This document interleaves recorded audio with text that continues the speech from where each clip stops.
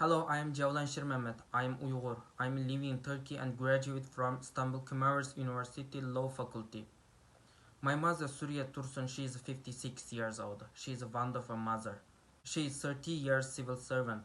She was an employee of Management Office of Trade and Industry Department in Korgas County, Suka Xinjiang Uyghur Autonomous Region. I lost in touch with my family in January 2018. And in December 2019 I learned the news about my family. All my family members were detained to the Chinese famous concentration camp because of I am studying in Turkey. Later my father and brother were released in 2019. My mother was sentenced to 5-year jail because of she came to Turkey to visit me when I was a law student. The Chinese propaganda media always said there are no concentration camps.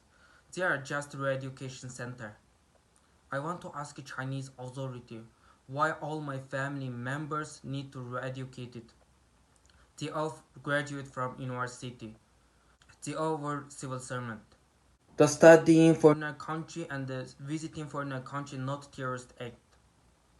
There is a not so-called anti-terrorism and anti-spiritism issue. Actually, there is a terrorism and spiritism issue counted by China. I ask Chinese Communist Party, don't use terrorism to prosecute innocent people. Release my mother Suriye Tursun. Let me contact with my family as Euro. These are my basic rights of a citizen.